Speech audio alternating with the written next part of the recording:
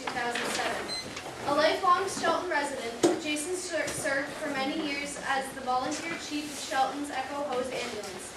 In addition to his EMS work, Jason served Shelton residents as the alderman and as vice chairman of the Board of Apportionment and Taxation. In addition, he served as a member of the city's Planning and Zoning Commission, where he was a chairman of the Planning and Zoning Subcommittee on Downtown Development. In the legislature, Jason serves in the leadership in the role of the House Republican Whip. Prior to that, Jason has served as the Republican leader on the legislature's Public Health Committee. Jason also volunteers his time with several nonprofits. He is a certified public accountant and holds a master's degree in public administration from Harvard, a bachelor's degree from Georgetown, and holds a master's degree in business administration from Boston College. He owns a small consulting firm that assists businesses and nonprofits with their communications and public relations efforts. A lifelong Shelton resident, Jason, and his wife Becky raised their 2-year-old daughter, Lydia, on Coram Avenue in the house where his grandfather, former Shelton Mayor Vincent T.C. Jr. grew up. Adam Heller graduated from the University of Connecticut with degrees in finance and economics. His professional career has been rooted in financial management, and he currently operates the department budget of $3 million in a large municipality in Connecticut. As a current member of the City of Shelton's Board of Apportionment and Taxation, Adam has brought experience with municipal budgeting and accounting to the position in order to advocate for a transparent budget process. He has fought for greater efficiency in the new budget, which would save taxpayer dollars and better sound financial management now and in the future. Adam and his family are proud to call Shelton home. Thank you, Michelle. Thank you. I will do it 20 minutes. Tail. Tail? Okay, heads of this. So heads of this. That means I go first. Okay. So, welcome everyone on this miserable night. Somewhere is in the world, the sun is shining. My name is Carol Fanslow, and I'm with the League of Women Voters in the Bridgeport Area, a person from out of town. So, I do thank the Shelton Voters Network for presenting this forum, this debate this evening, and very special thanks to our Shelton High School young people, future voters of America. So, thank you all for being here and on this miserable night, but I'm sure everybody will be enlightened once they leave this debate this evening. So, the format will be each of the candidates will have a 2-minute opening statement. Then we'll have responses to the questions of 2 minutes each, and then we'll close the debate with each of the candidates having 2 minutes for their closing statements. So, the first, Mr. Heller, you'll begin with your opening statement. 2 minutes. Thank you very much. And thank you to the League of Women Voters for sponsoring this forum. And thank you for being here tonight on this miserably cold and rainy night to engage in the dialogue about our state and the work that needs to be done. I'm Adam Heller. Having lived in many places throughout the state all of my life, I decided to settle in Shelton with my family and develop roots here. I've enjoyed much of what Shelton has to offer, including the open spaces and trails. And I've observed the potential that our city has, because it's a vibrant downtown and schools that could be a model for the state. And I feel these things can be accomplished at the state level, and that's why I'm running for state representative. I graduated from the University of Connecticut with degrees in finance and economics. My professional career has been rooted in financial management, and I currently operate a $3 million budget in the Information Technology Department in the city of Bridgeport. I've seen how state policy decisions directly impact residents of the city, and as a result, I've mastered the art of doing more with less. I'm running for state representative to bring my expertise in finance and accounting to the House of Representatives on behalf of the Shelton residents. There's much work to be done at the state level, and we need bold ideas to balance our budget, but not on the backs of the working families. We have an economic agenda that works for middle-class families while investing in transportation and infrastructure. I look forward to discussing these issues tonight. As a member of the Shelton's Board of Apportionment and Taxation, I've brought my experience in municipal budgeting and accounting to advocate for a transparent budget process and work for greater efficiency to save taxpayers money. While I serve in local office, I know that these issues are connected to the state, and as your state representative, I will work with the mayor and local officials on behalf of the Shelton residents. I pledge to work across party lines on our state budgetary problems and improve our quality of life for all residents in Shelton. Some of my initiatives are education. I want to be also very pro-business and pro-worker. And yes, you can be both, business and worker. I think supporting our small businesses is very important for our agenda, and that's what I plan on doing in the State House of Representatives. I'm honored to be your representative. Thank you. Thank you, Mr. Heller. Mr. Perillo, 2 minutes, please. Well, first of all, thank you for having me, and thank you everyone for being here today. It's no secret that the Connecticut economy, the state budget, and all that goes along with that are severely challenged. We've seen a gubernatorial administration that has driven a lot of those problems. And we've seen a Democratic legislator that has gone along with that hook, line, and sinker. I'm running to continue the work that I've done to oppose that. I'm very proud of that work. Sometimes it's been quiet, sometimes it's been loud, but it's always important. We are, in many ways, as Republicans in the House of Representatives, the last line of defense. And sometimes we win, oftentimes Democrats have their way. But despite that, we do have success. We've helped our hospitals in many ways. I've been able to accomplish a lot for Shelton right here. Local values, local needs, and not all of what we do in Hartford is about Hartford. Some of it's about local issues, and I've delivered in that regard. And I'm happy to do it, and one of the reasons I'm running is to continue to do it. And here's why. I'm a lifelong Shelton resident, as was said before. My family has very deep roots here. And I think it might have been the Herald asked some questions, and I said in that questionnaire, obviously my family is first, and my wife and daughter and my dad are here tonight. But Shelton for me really is second.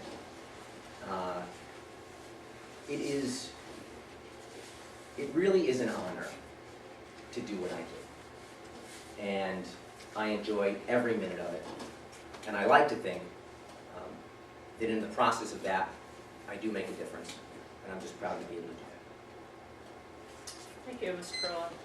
Okay, our first question, and we'll begin with Mr. Heller. If elected, how would you encourage job creation and retention in the state of Connecticut? Okay, 2 minutes, huh? Yes, 2 minutes. Well, first we need to analyze what barriers to entry we have in having a business in Connecticut. What regulations are stopping our businesses from being able to open? What issues do we have in hiring a good labor force to supply qualified workers to those businesses? And what's our taxation structure look like, and how does that help or hinder development in Connecticut, especially in Shelton? So the first thing we want to look at is, how do we get businesses to be attracted to working in Connecticut, especially in Shelton? How do we encourage them to come here? And how do we show them that we are an inviting environment? And despite the glim outlook that the Republicans may say, there are a lot of developing jobs in the state. There's about 18,500 jobs in the 2016, for instance. I mean, businesses that opened in 2016. So we are moving forward in some areas. Do we have areas to improve? Absolutely. And we need to work a lot together to make that happen. Taxation has been a big issue, and I know that's a big issue for everybody in Shelton. It's also a big issue for me. It's one of the reasons I moved here. I am now absolutely looking to help reduce the burden of taxes, especially on middle-class workers, and make sure that we retain our labor force so that employers that want to open business here have the labor force to pull from, and have a tax environment in which they are contributing to our state, but also are able to thrive in our state as well. So first thing I would do is look at the barriers to entry. Why are businesses leaving rather than staying, and what can we do to help prevent that from happening? Thank you, Mr. Heller. Same question for you, Mr. Perillo? Thank you. Well, there's two questions. The first question is, why are businesses leaving? The second question is, why are businesses that are staying not hiring? And the primary answer to those two questions is one word. It's predictability. What we have seen over the last 6 years are, we all set? What we have seen over the last 6 years are constant changes in the expectations set and what is actually delivered. We're given promises of no new taxes. Businesses are given promises of no new taxes. And then what do we see? New taxes. When you talk to business owners in Connecticut, a lot of these folks, they care so deeply. These are small businesses, small business owners. They care about their employees. They want to hire more of them. But they're afraid to because they don't know what happens next. They don't know that in 3 months, the tax environment isn't going to change, and they're going to have to lay off that person they just hired. They don't know that in 3 months, a new, onerous, and difficult regulation is going to be passed that's going to cause them to change the way they do business, if they can continue to do business at all. So until we can address that predictability, we're going to continue to see businesses choose not to come here because of that reason, and we're going to continue to see successful businesses choose not to expand, choose not to grow, choose not to hire, and choose not to add value to the economy. I hear that directly from business owners, and until we address that, we're not going to see change. Thank you, Mr. Perillo.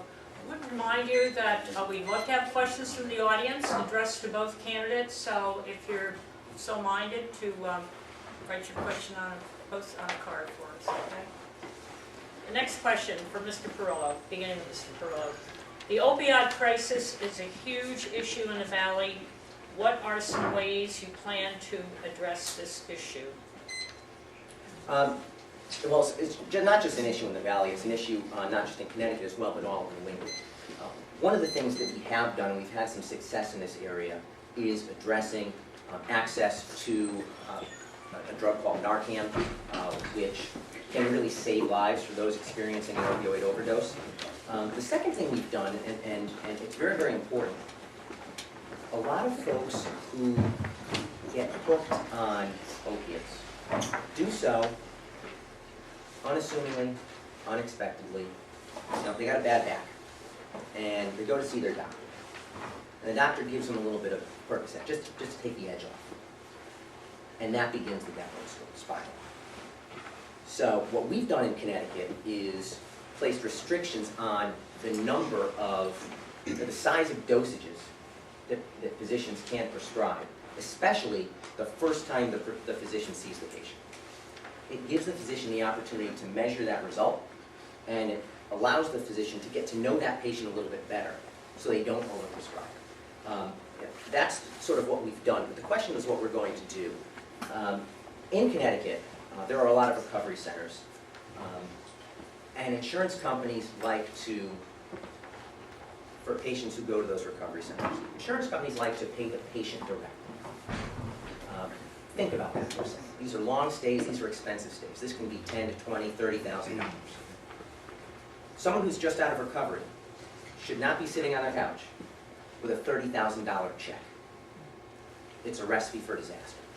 So I've already started talking with the gentleman who's probably going to be the next majority leader, who I've worked with in the Public Health Committee, and we're going to look at assignment of benefits legislation that prohibits insurance companies from paying patients directly and requires that they pay the provider. And that's something that is in addition to what we've already done that is going to make a difference.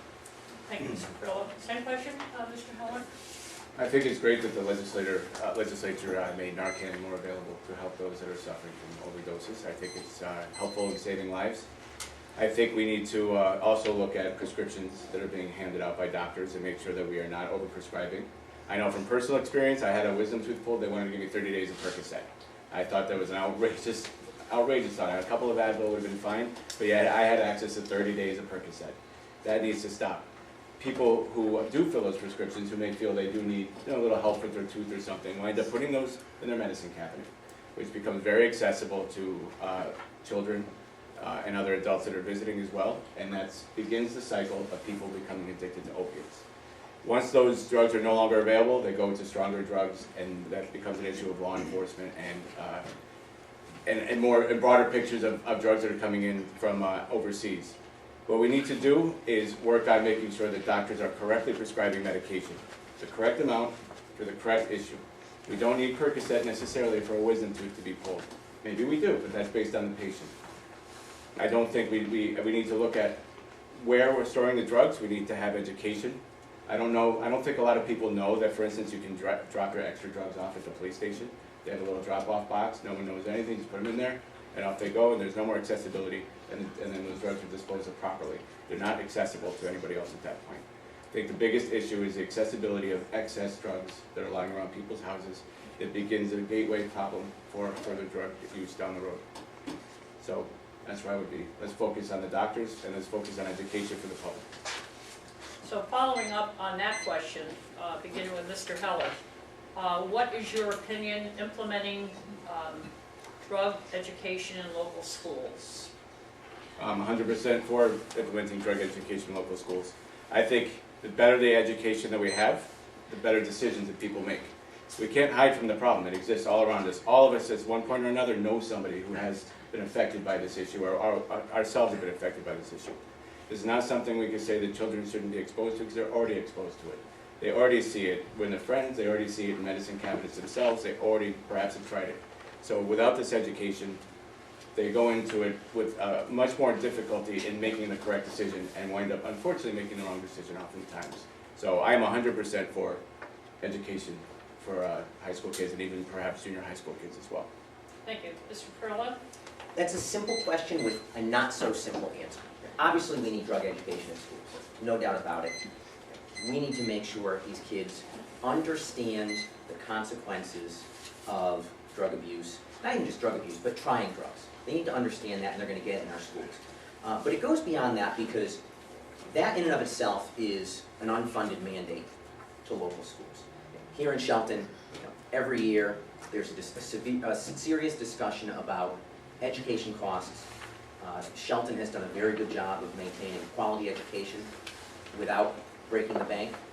But one of the big drivers of education costs here in Connecticut is the fact that the state of Connecticut legislature continues to put mandates on local school districts that are expensive, that are confusing, but they provide no funding in order to carry those mandates out. That's a problem. I believe personally that education is too important an issue to be driven by a bureaucrat in Hartford. I personally believe, I'm a sort of local decision guy. I believe that decisions are best made at the local level by local teachers, local principals, local boards of education, who understand the town, who know their kids, and who know what's best for them.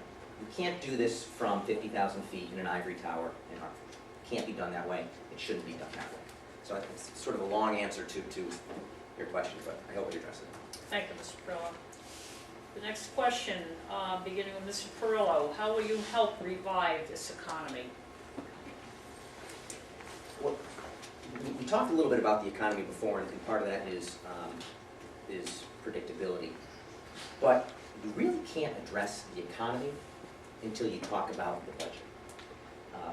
One of the reasons why we see this taxation every 2 to 4 years is because Connecticut cannot live within its means. We don't have a revenue problem, we have a spending problem. And I know that sounds a little bit trite, but it's true. But if we're going to address it, we have to be very serious and very specific. There are 4 ways that we can really address spending in Connecticut to actually drive down costs and eventually phase out the income tax. The first is to address Medicaid spending. Medicaid is an important benefit. People need access to it, but only people who need it need access to it. So if we're very careful about fraud and abuse, and we take the time and spend the money to investigate that, to make sure those getting Medicaid benefits and other social service benefits are actually supposed to get those benefits, we will see a financial benefit because of it. Another thing that we need to do is address state employee unions. It is a very significant cost to the state of Connecticut. These folks work hard, but they are very well paid, and their benefit packages are among the best in the country. Nobody wants to see layoffs, but the cost of personnel has to go down. And the only way we're going to do that is by addressing wages, salaries, and benefits. We can do that. We can do that, but we have to be serious about it. The third thing is borrowing. A significant portion of the state budget spending is to pay down debt service. So if we continue to bond and bond and bond and borrow for projects, we can't expect to see any savings at all for debt service. We have to address that. And the fourth thing, in the last 6 years, we've seen significant increases in programs and spending, primarily introduced by Governor Malloy, like them or not. We can't afford those. Those are nice to haves, not need to haves. We've got to pull those back as well. Thank you, Mr. Perillo. Same question for you, Mr. Heller. What was the question? How do I move that? How will you help revive this economy? Well, I would beg to differ on the revenue problem. We do have a revenue problem. As we talked about, we have businesses leaving the state, we have wages going down, we have workers leaving the state to find employment elsewhere. So they unfortunately cannot pay into the economy that we all enjoy, and we all who are left pay a little extra. This is not an issue about, in my opinion, about unions and state workers. This is an issue about how do we make sure that we're bringing businesses into our state so we can employ those people. I don't think that lowering wages is a way to get us to spend more money in our local businesses. We need to have people earning a livable wage so they can contribute to our economy by purchasing goods and services that we make locally, which then is a driver for the economy. Telling the workers that it's their fault that the economy is bad is a very detrimental process, especially to the state workers who do work hard every day, day in and day out. Are there reforms we could do to pension plans? Absolutely. Are there questions about benefits that could be addressed? Surely. And I think workers are willing to do their part to make sure that we are addressing those issues at the state level. But we should not be putting it on the backs of the employees to make sure that we're solving the policy issues in the state that we have not been able to address thus far. We need to make sure we're encouraging our local businesses to grow. We need to make sure our education system is such that when students leave school, they have the skills that employers want, so they stay local, and the businesses stay local as well. I think we have a taxation problem, but I think if businesses are earning money and doing well, I don't think the slight increase in taxes is causing a termination of employment. I think it's causing uncertainty in the market, which certainly is something we have to look at. The way we resolve this problem is make sure the middle class is working. That's always worked for this country. It will continue to work for this country. We need to bring jobs to Shelton, and we need to encourage growth in Shelton, and we need to make sure that the state is helping in that endeavor, and we don't need to blame the workers for that. Thank you, Mr. Heller. Next question, beginning with Mr. Heller. Will you assist in repealing the 1060 gun bans? I think I'm reading that right. I'm not familiar with Sure. exactly what that is. Senate Bill 1060. I would need more details on that Okay. to be able to give a clear answer on that. I can give a general discussion about how I feel about guns, but I couldn't give a specific answer to that. I believe that we need to have safety guards in place against people who should not be having guns from getting those guns. I think we have to look at things such as mental health and other educational processes and make sure that people who should not have hands on them don't, and those that do, know how to handle them correctly and properly. I'm certainly not an advocate of taking guns away from people. I think it's a right, it is a right that everybody has, and everybody should exercise that right as they see fit. I've enjoyed, though I don't hunt myself, venison that people have hunted and I've been able to enjoy. I've been target practicing, though I don't have a gun permit myself. So I can see how people derive enjoyment and from gun ownership. I can see how people feel there's a safety factor in gun ownership, but I think we have to be responsible about gun ownership. I think there's sometimes more effort put into who drives a car than who has a gun. And we need to be sure that we are careful about who in our society is bearing arms. Thank you. Mr. Perillo. Thank you. I voted no on Senate Bill 1060 a number of years ago, and I want to tell you why. The bill was intended to keep people safe, but the bill was misguided, and I'm going to tell you why. 2/3 of gun deaths are self-inflicted, would not be impacted at all by Senate Bill 1060. The vast majority of the rest are due to illegal use of handguns, primarily in urban areas. Was not addressed at all in Senate Bill 1060. If we really want to get serious about keeping people safe from guns, we have to focus on interstate trafficking of handguns. That's how you do it. Senate Bill 1060 didn't touch that at all, and quite frankly, that's primarily a federal issue because the trafficking of guns across state lines is a federal issue. I will agree that mental health needs to be addressed, and it was addressed in Senate Bill 1060, and I'm glad that it was addressed. But I want to take the rest of my time to address something from a previous question. Mr. Heller said in response to a question about the economy that we do have a revenue problem and that people need to pay a little bit extra. That is a code word for people need to pay more taxes. And while I understand the gentleman's point that state employees can't bear the burden of the economy on their shoulders, neither should taxpayers. You cannot tax yourself out of a bad economy. Increasing taxes on small business owners and corporations and employees does not get companies to hire more workers. It just does not do that. The way you generate additional tax revenue is by getting more people paying taxes. That's how you do it. They do that by selling more, they do that by hiring more. And you can't increase tax rates to make that happen. Thank you. Just going to take a moment, I think we're looking for additional questions. We've had particular questions from one candidate but not the other, and we don't, that's not the way our format works, so we just have to, some of you have other questions? We can give you a card if you'd like to ask a question. Would anyone like one?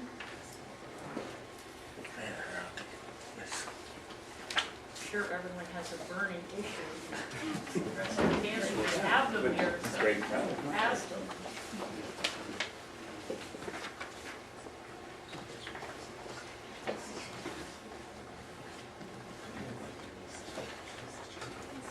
We're not being televised, are we? It's being recorded. It's being recorded, but not public. We'll not do my stand-up comment routine. Time for us to do a dance. It might be, forgot my costume. I should have actually asked the candidates if they wanted to rebut any of the comments from the questions. So, do you have anything at this point? I mean, we're not at the closing part, but do you have any, either of you have comments that either of you have made and you just had to sit there and take them? I do, actually, yes. All right, go ahead. I would like to address what Mr. Perillo had just said that I had said earlier about taxes, and that I did not say anything of the sort. I said exactly the opposite. I brought up the reduction of taxes. I brought up the fact that the revenue problem is because people aren't working and that people need to spend locally. There's absolutely no way, shape, or form that I mentioned taxes at all, other than the more people in the economy that are buying our local goods that are produced locally. That's how that revenue is generated. That's where our revenue issue is. It's not on raising taxes on the already overburdened businesses and workers of the state of Connecticut. Anything for you, Mr. Brown? Okay, all right. I think we are looking for more questions, so.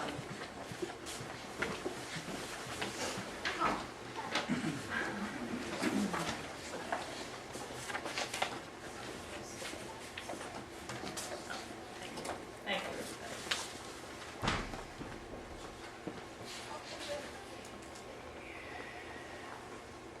Okay, beginning with Mr. Perillo. How can you help in improving our youth and community programs? What resources, plans, and strategies would you put into place? Youth and community programs are a local question. Again, I don't believe in a top-down approach from Hartford in terms of making those things happen. I do believe we should encourage local boards of education, local schools, to involve kids in activities. I actually think we need to encourage businesses to involve kids as well.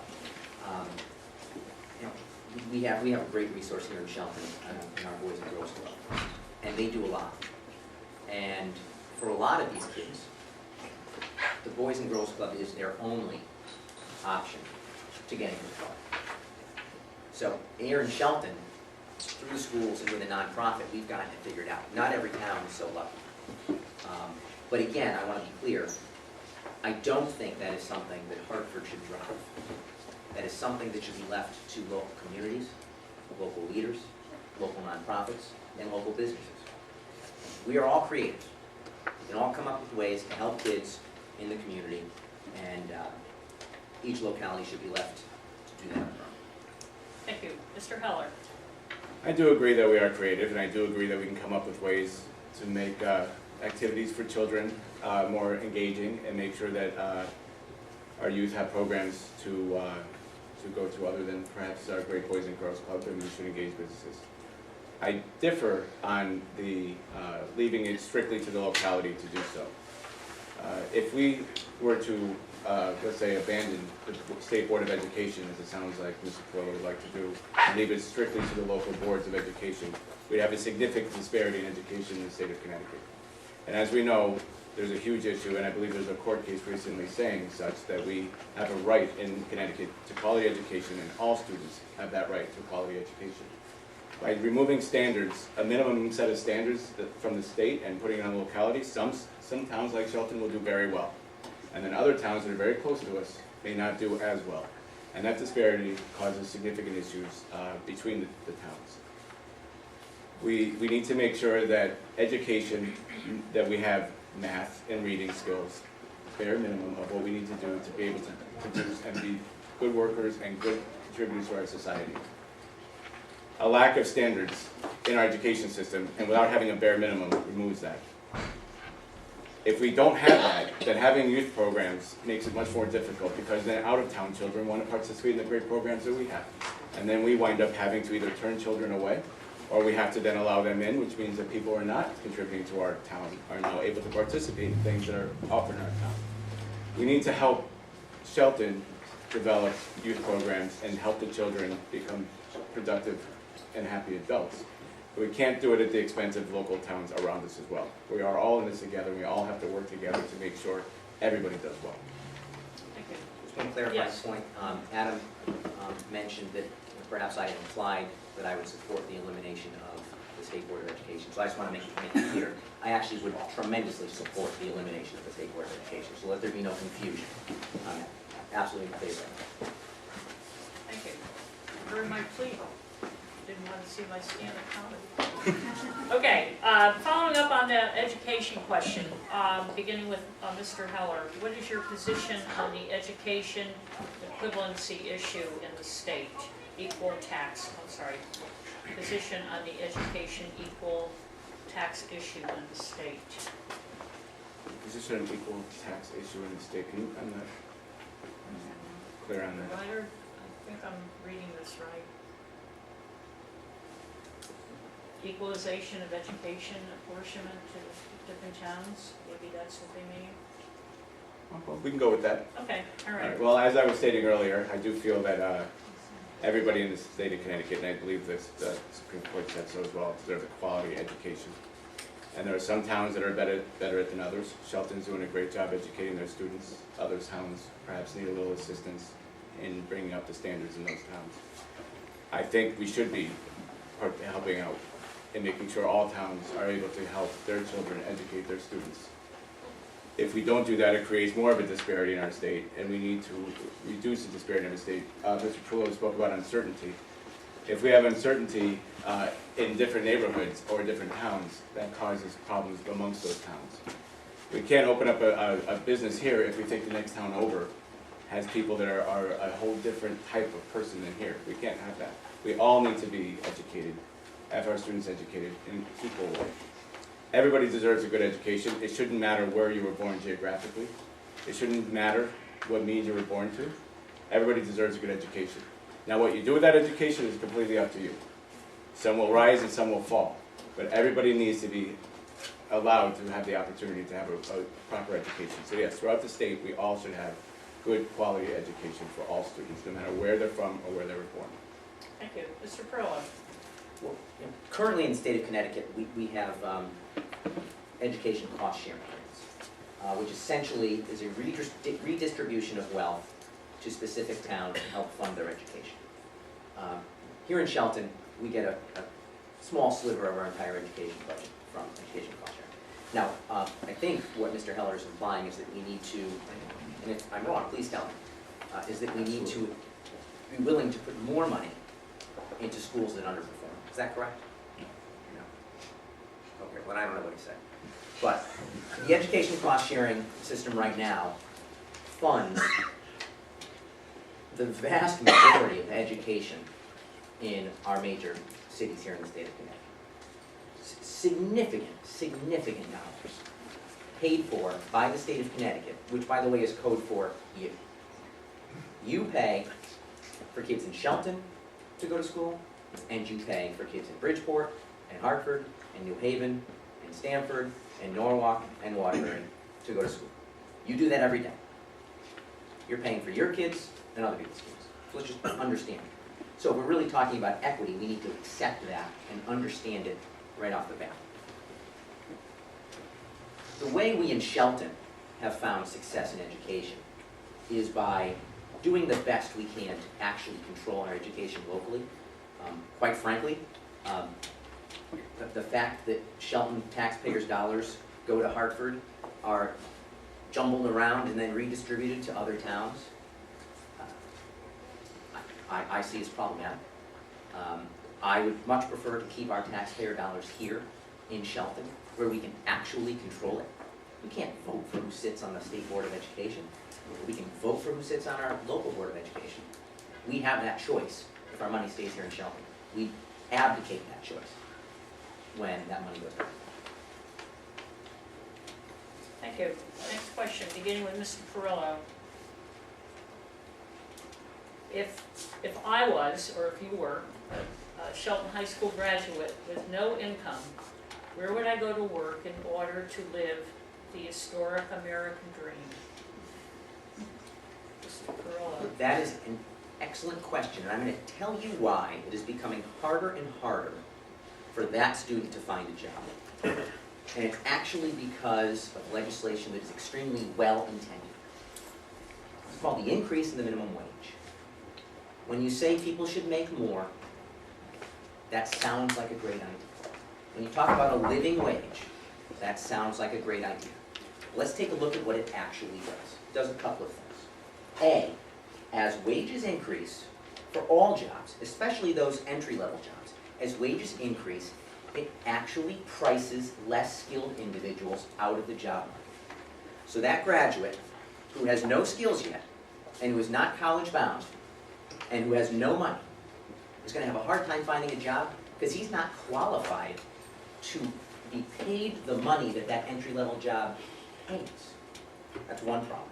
The second problem is that businesses have a pot of money to spend on employees. They don't have more just because they wish they had more. They have this pot of money. So if they're currently paying 10 employees $10 an hour, and that's what they can afford, that's what they can afford. If they now have to pay those employees $15 an hour, well, you know what? They can't keep employing 10 employees. They either have to lay people off or cut the number of hours that each of those employees works, which net doesn't help anybody, and in fact it hurts people. So your high school senior who just graduated with no skills and no money is in tough shape, and it's because a lot of legislators want to do something that they really feel is a good thing, but in the end hurts the people they're trying to help. Thank you. Mr. Heller. Well, there's a couple of things there. One, I don't think the high school student leaving high school is completely unskilled. I think they're getting a good education, and I think they do have a good skill set. Further, we should make improvements in vocational schools. Not all students are college bound, and they should learn trades, and in that we should encourage. We spoke about a minimum wage. If people earn money, they will spend money. It's as simple as that. If they don't have the money to spend, where is the business going to get the revenue from? If we don't have something like a minimum wage, and a business has $100 to distribute amongst its expenses, usually the employee is the last one to get a share of that $100 and gets the least amount as return for the labors they put into that business. We have to have some way to be sure that businesses are not forgetting the employees that help make that business grow. That is part of the process. The business owner deserves all the accolades for creating a great business, and they should be as rich as they can possibly get. The employees should get paid commensurate for the work that they do. And we have to be sure that our skilled, educated high school students that are coming into the job market are getting paid in a way that they can afford to start raising their own families and get married, and then help their children grow as well. To say that the minimum wage is the reason that businesses aren't hiring is ignoring a lot of other issues that we have in the marketplace as well. Minimum wage helps people maintain income so they can pay their rent and put food on their table. And then whatever's left, they still have enough to go spend in the businesses that we all want to support. And we need to encourage that more. We need to make sure students can choose their path.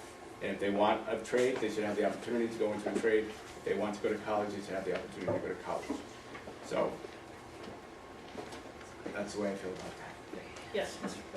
Perillo. First, a point of agreement.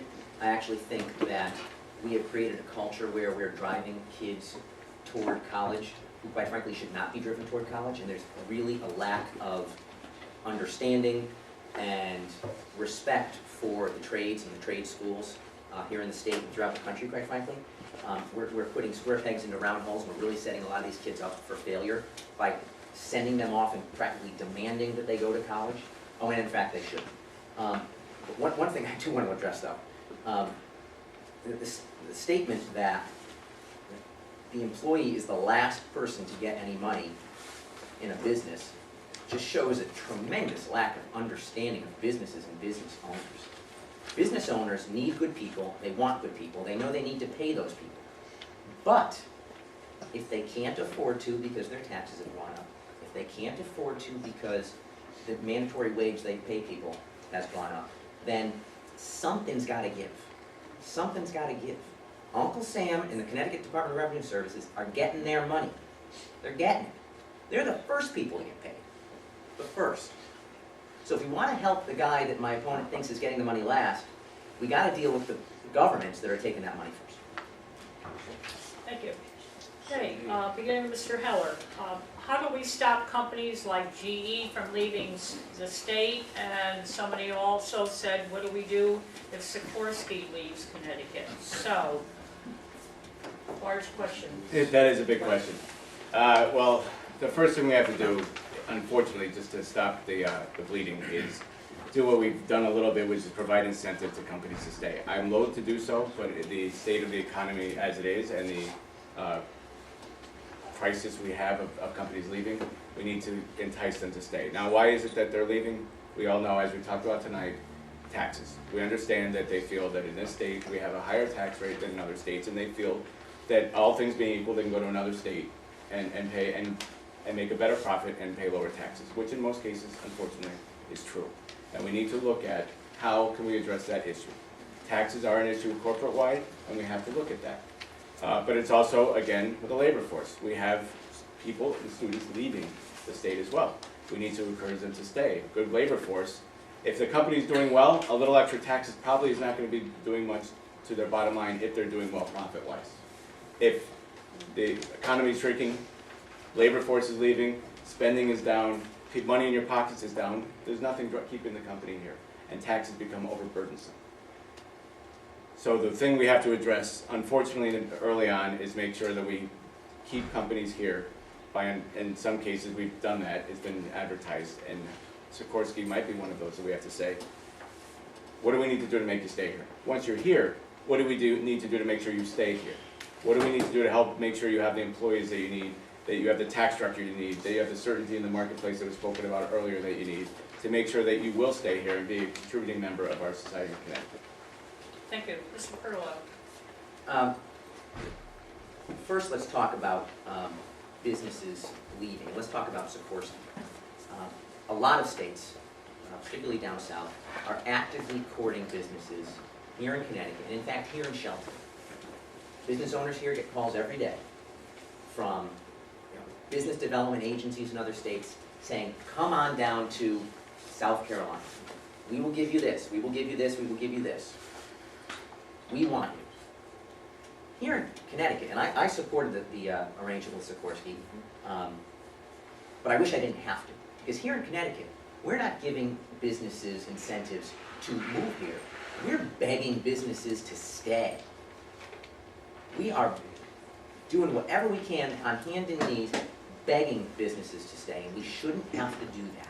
We have a very talented workforce here. We shouldn't have to do that. But the reason why we are, and it's something we've talked about before, is because of the lack of predictability.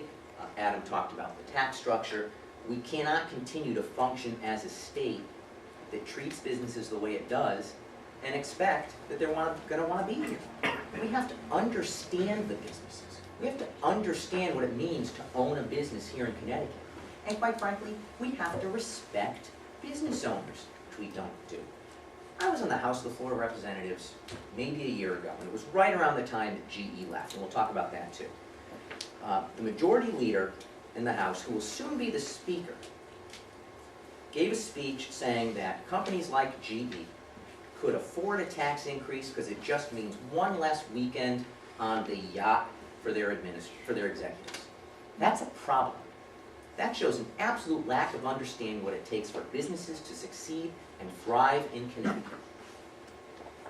Let's be clear, GE made two choices. A lot of people say that GE left because they wanted to go to Boston, it's a different environment, etc. GE made a choice first to leave Connecticut. Second, it made a choice to go to Boston. It couldn't go to Boston until it decided that Connecticut was not the place for them. And that's what they did for the reasons that I discussed. Thank you, Mr. Perillo. Do you want to say anything, Mr. That's okay. Oh, okay.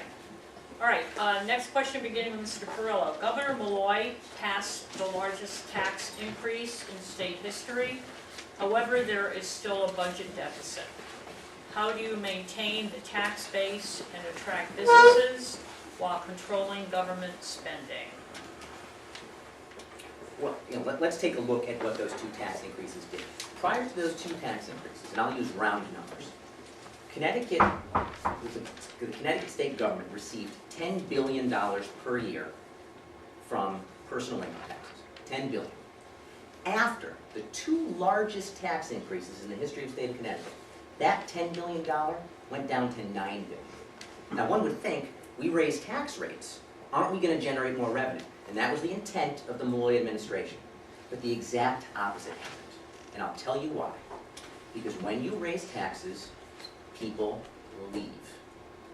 If you drive through Lower Fairfield County, Darien, New Canaan, wealthy communities, drive down any street and count the for sale signs. These folks have voted. And while some people in the state of Connecticut may bemoan the wealthy, you know what? They pay the bills. They pay the bills.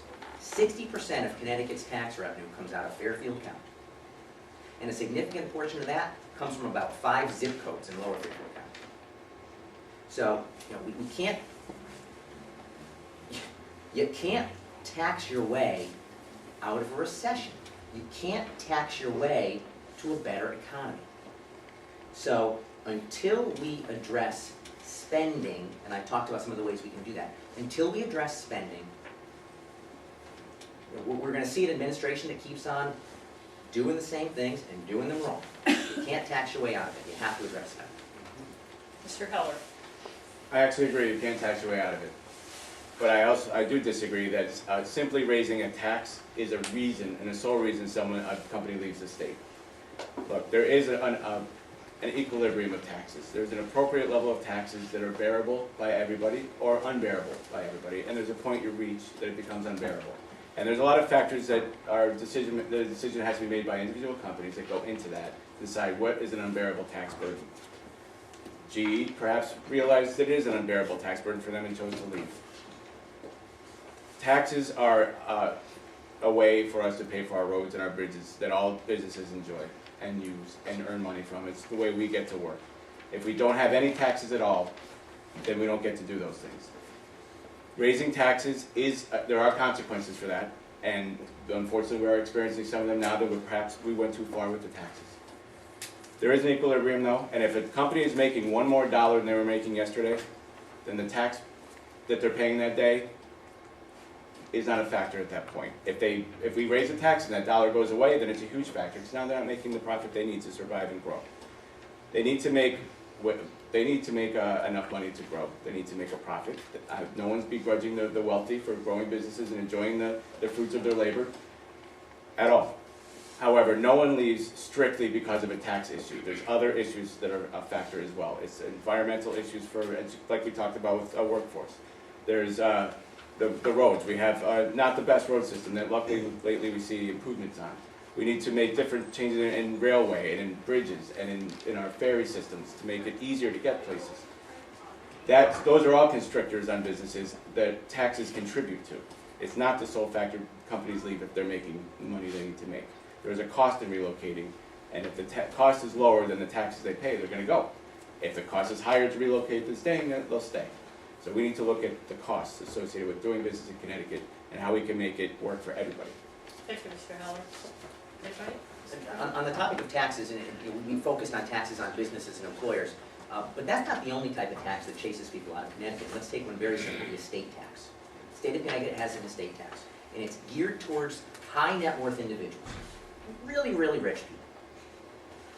But the estate tax, which by the way generates less than 1% of the state of Connecticut's entire revenue, less than 1%. When you're wealthy and you're older, and you want to leave as much money as you can to your kids or your charity of choice, you know what the last thing you want to do is? You don't want to pay estate taxes. So what do? You move for 6 months and a day to Florida to avoid having to pay those estate taxes. You're wealthy, you can afford to do it, right?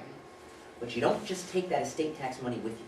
You take the income taxes you would have paid with you. You take all the sales taxes you would have paid because you shop here with you. All that revenue moves with you from Connecticut to Florida.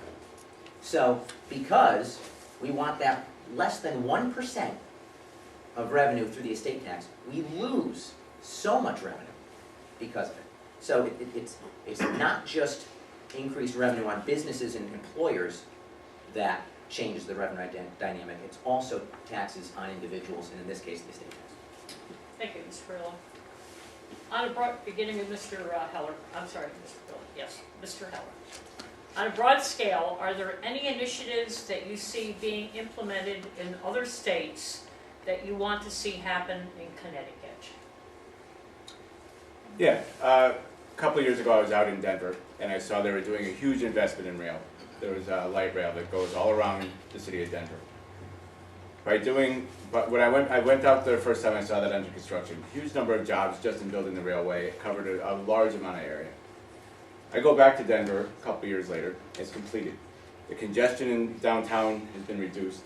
The traffic on the highways is much smoother now, and that rail is being used by many people to get to and from town. So you can enjoy the fruits of the downtown and live in the suburb by simply taking a railway into town. I would love to see us implement something here as well that allows us to commute around the state without having to congest our already overburdened highways. Further, I would like to see improvements in the rail system for freight. We have a lot of trucks on the road, we all see them, we all have to drive on 95 and we all have to get around them. Part of that is we have no good way to get goods and services to the place they're needed. We need some way to do so, and the rail system is a way to do that, and also supplies jobs, not only in delivering of the goods, but in the building of the railways as well. I've seen other states down the eastern seaboard that dredge their harbors so they can get larger ships in that bring cargo to the places that need to be done, so that need the goods. We should have harbors that are deep enough to accept ships in, that can bring the goods to the people that, the stores that need it, the people that need it, rather than congest our highways with the trucks that we do today. So the things I would like to see that I've seen other states do is implement better transportation, public transportation for commuters, for tourists, for businesses, and I would like to see freight be done by train and by ship. Thank you. Mr. Perillo. Thank you. About a month ago, my wife and I were in Maine. I had a conference, and we listened to a talk by Governor LePage. And the question was, what do other states do that perhaps we might want to do here? Governor LePage, he's going to be term limited out in 2 years, but has made it his mission to phase out the income tax. The governor of Maine has made it his mission to phase out the income tax, and he's halfway there. And in the middle of that, you know what's happened to tax revenue? It's gone up. It's gone up. So this governor, in a New England state, has realized that when you tax people for working harder and making more money, it doesn't help. But by relieving that tax burden, it actually makes increases revenue, makes the economy better. A rising tide floats all ships. And this case, that's what he's done. And we can learn a little bit from that. I do want to talk about transportation. People talk about public transportation all the time.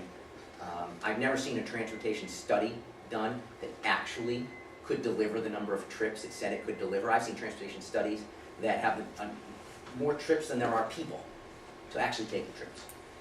We do have public transportation in Connecticut. We do have rail in Connecticut. In fact, we have it in the only corridor where it actually makes sense. Fairfield County. It's the only corridor in Connecticut where rail actually makes sense and is affordable. Now, we do need to invest in that, and I would completely support that. But what other states do is not just take transportation aside. You look at the states that are successful. They're the states with low regulation, and here in Connecticut, we have failed at. Our regulations on the environment are very, very strenuous, makes construction here very difficult, and our transportation regulations are very difficult. Makes it very difficult to build here. And construction is really an engine of the economy, and if we're not going to get serious about that, then it's going to become harder and harder for property owners and developers to create new jobs.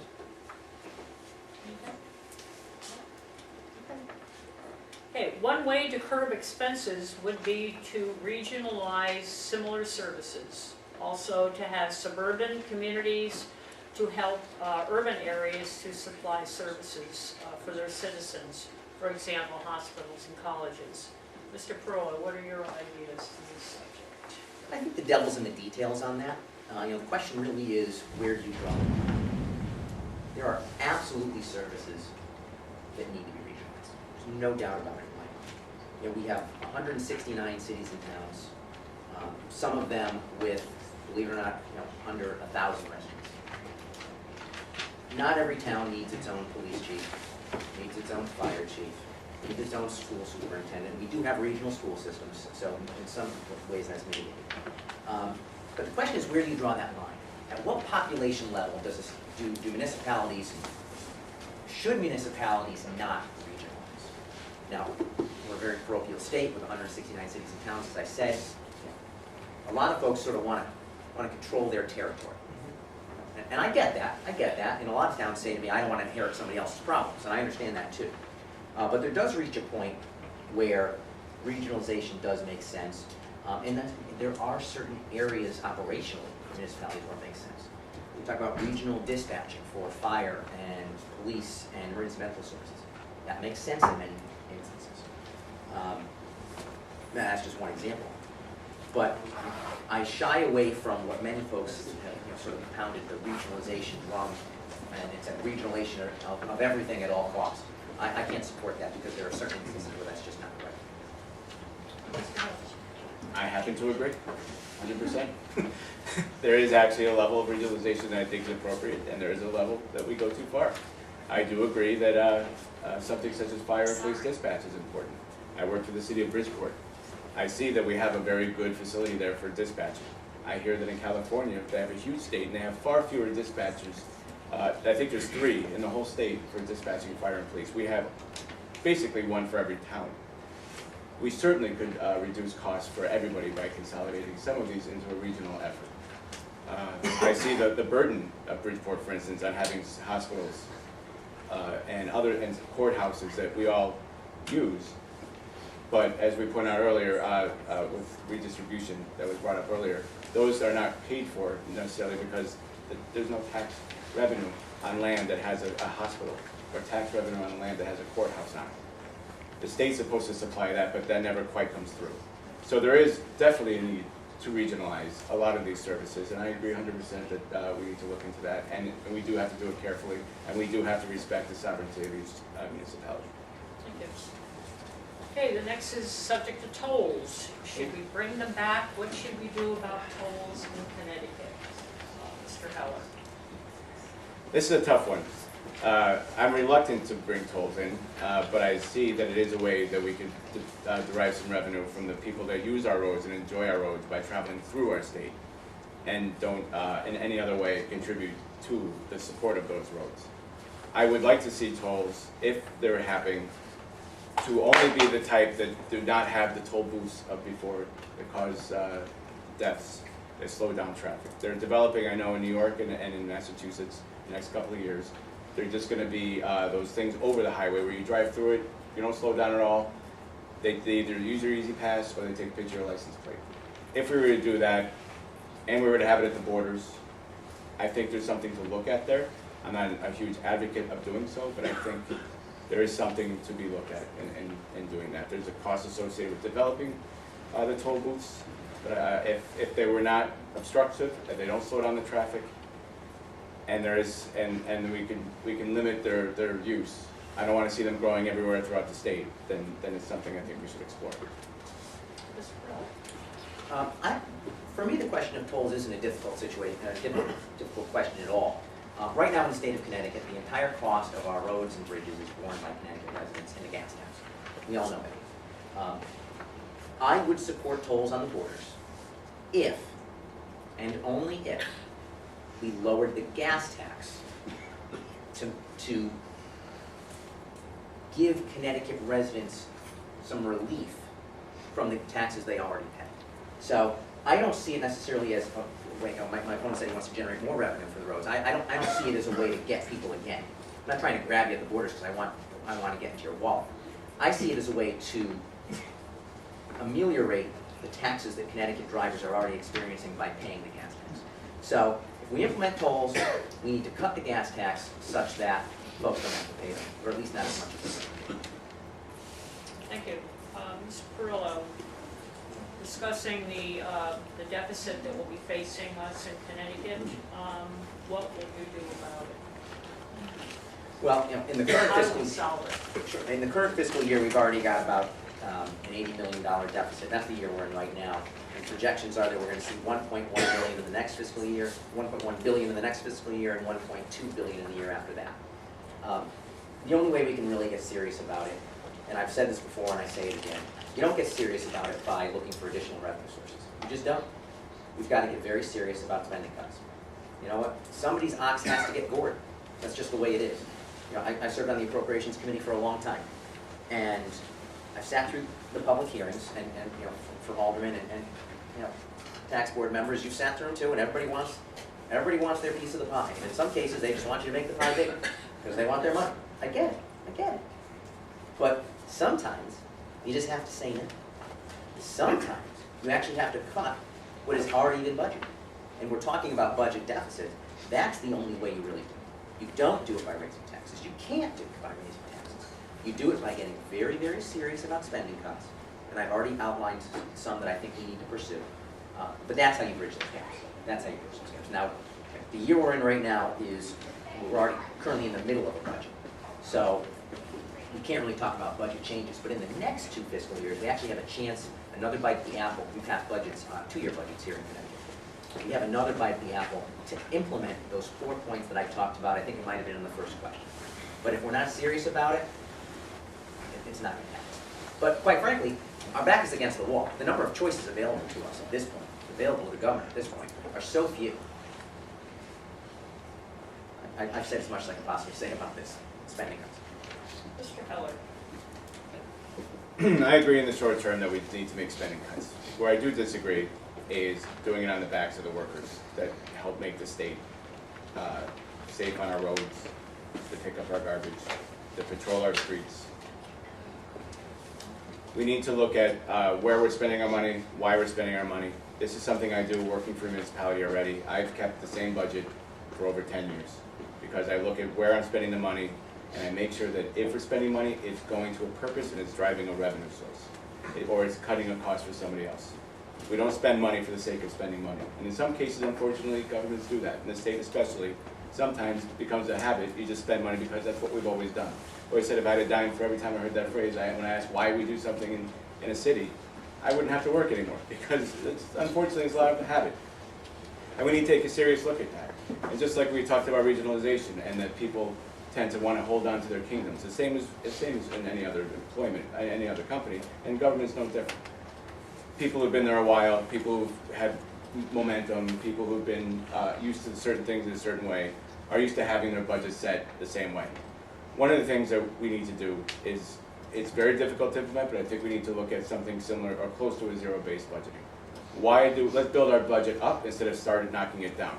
Explain every expense we have rather than say what we could do without tomorrow. We need to understand where our money is going and why it's being spent, rather than the first thing we tend to look at, unfortunately it seems from our legislatures, is look at the workers. Their pensions are terrible. Oh my goodness, they're such a burden. And, oh, their salaries are so high. Well, these are people that need to feed their families just like everybody else in this room. And yes, there's room to negotiate that, and yes, there's room to discuss that. But let's look at all the departments in the state and why are we budgeting the money to them? And how much are they actually spending and what are they spending it on? And is that something that's really serving the purpose of the taxpayers of the state? Thank you, Mr. Heller. Beginning with Mr. Heller, do you support tax by mile ideas to pay for roads? Very quick answer on that, absolutely not. Nope, not at all. I think it's, I think that idea shouldn't have been started. I wish that idea would stop being spoken about. It's a non-issue, it shouldn't be discussed. Whether or not we do tolls, or how we do tolls, or how we handle a mileage tax, there's certainly room for discussion on that. We may have different opinions, but that's the point of government, having multiple parties. We've discussed that, and we come to a conclusion that we could both agree upon. I don't think anybody in this room wants to see a mileage tax. I haven't spoken on, I'm knocking on doors for this campaign, and every single person I talk to, one of the things, well, not every one of them, but a lot of them talk about that mileage tax and how against it they are. I couldn't agree more. This is not the way to do it. I can't even imagine the bureaucracy we'd have to create in order to manage seeing how much you're driving in order to be able to tax that. So 100% no. Thank you. Mr. Perillo? Agreed. Now you're going to hear me sing. Okay, we're ahead of schedule. Does anyone else have a question that you need a response to? Can you write it down, sir? I did already. Okay, if you've written one to a particular candidate, I have not read them, so I invite you later on when the debate is over to ask the individual candidates a particular question, okay? That's the way we're... I wrote a question, but I haven't received an answer. Can you state it? It's about Governor Malloy's tax increases Okay. Was it directed to a particular candidate? to the Democratic candidate. Okay, that's what I just said. If both candidates can respond, then I will ask it. Okay. Okay? I could respond too. All right, go ahead. You have the question right there. With Governor Malloy raising taxes over and over again, well, you put it away. Well, why don't you just state it, okay? All right. All right? With Governor Malloy raising taxes over and over again on the people of Connecticut, how do we trust a Democrat going to Hartford when his tax plans have failed and raised taxes for everybody and Connecticut is in a deficit? How do we trust a Democrat in Hartford when we know we have a Republican who's going to fight for tax breaks? It's kind of a hard question for both of us to answer, but I'll give it a shot. All right, go ahead. First and foremost, I represent my district, which is, if I'm elected, which is Shelton. And I know how Shelton feels about taxes, and I feel the very same way about taxes because that's why I moved here 5 years ago. I am not in favor of taxing for the sake of taxing. I'm not in favor of raising taxes because that's the way to, as we talked about, to drive revenue, because we know that's not always the way to drive revenue, because as I spoke about, there's a certain point in equilibrium where if you pass that, it reduces the amount of taxes you're actually collecting, and it actually drives people away. So not only would I represent Shelton and the residents of Shelton, it'd be all the residents of Shelton, which would be Democrats or Republicans alike. And I would listen to what Republicans have to say about taxes, and I would bring their voices to Hartford with me as well. The benefit of being the Democrat is I would be in the majority party, and I would have a voice up there that would be perhaps heard a little more loudly than being in the minority party. Mr. Perillo spoke about sometimes they win some battles and sometimes they lose, and a lot of that struggle is being in the minority party. I would have a greater voice up there by doing so, and I would not, I am absolutely against a lot of the taxes that were passed by Malloy, and I would absolutely be up there railing against them. But first and foremost, I represent the people of Shelton, and I bring their voice with me to Hartford, and if the people of Shelton do not want to see more tax increases, then that's the way I would be voting in the state. Thank you. Mr. Perillo.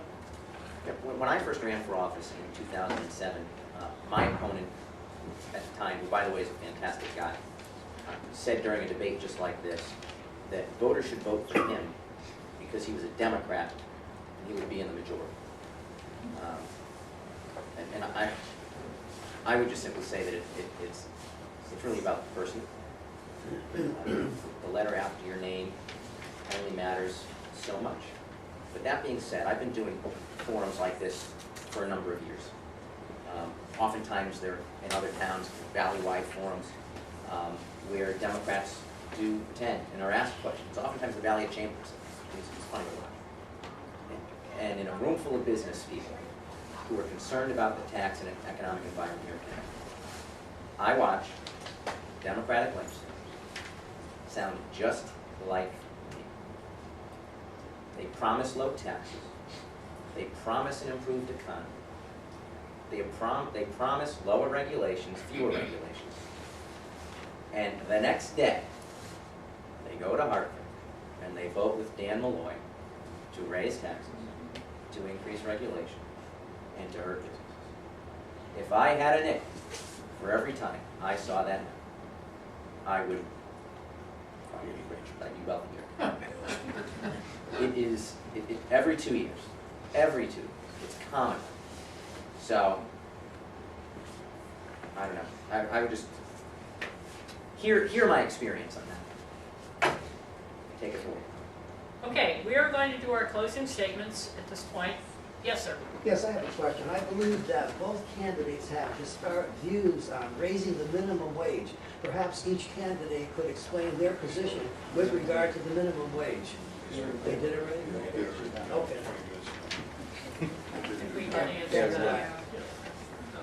All right, so each candidate will have a 2-minute closing statement, and the closing statement will be, Mr. Perillo will begin. Could they stand for a 2 closing minutes. statement? I'm sorry? Could they stand for a closing statement? Sure. I started out by talking about my life in Shelton, my family in Shelton, my commitment to Shelton. And I guess I should close with that. I'm very proud of what I've been able to do with the help of many people. Let's be clear, no man is an island, it takes a team. But I've been very proud of what I've been able to do here in Shelton, be it helping the school system with funds that were owed on the intermediate school, to helping with the expansion of Canal Street and other downtown projects. We're going to see over the course of the next 2 years a really wonderful improvement to the Derby Shelton Bridge, the Bridge Street Bridge. I was really proud to be a part of that. Those local things really do make a difference. A lot of folks know that my passion is the redevelopment of downtown. I believe that will really drive Shelton's success over the course of the next 3 or 4 decades. I'm proud to have been a part of that. But this is a job but it's not a job like any other. I wake up in the morning and I go to Hartford and I just feel good about what I do. And I believe that most of the time, what I'm doing is what the folks who elected me would want me to do for them. So, I'm happy because of the successes I've had. I'm happy that I have the opportunity to fight against the state's failures. But mostly I'm happy that I have the opportunity to do it on behalf of the folks who have elected me over the years. It's nice. It makes me very proud. Thank you very much.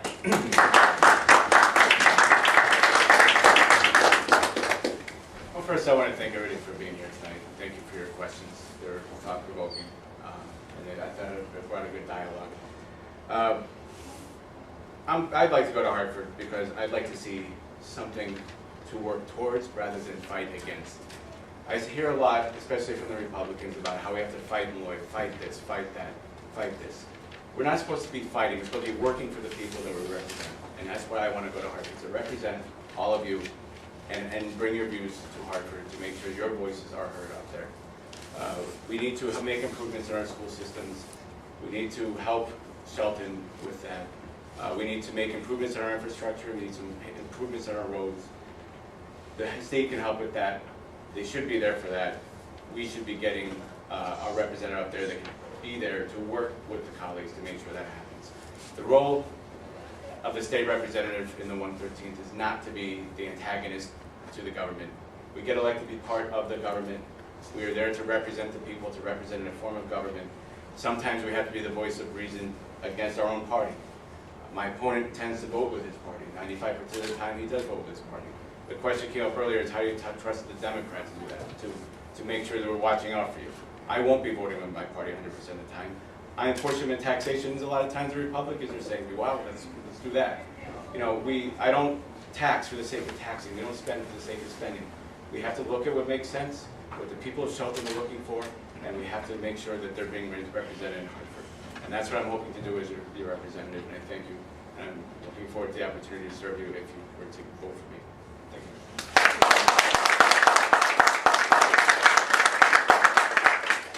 you. Again, I would like to say thank you to all of you for affording a stream out there, or whatever, it's oasis out there. But I'd like to thank the Shelton Voters Network and our particular candidates, Adam Heller and Jason Perillo. Now it's up to you. Election day is November 8th. You have every opportunity to get to the polls between 6 a.m. and 8 p.m. If you need an absentee ballot, make sure you get that properly. But to all of you, a very good evening, and thank you. Thank you.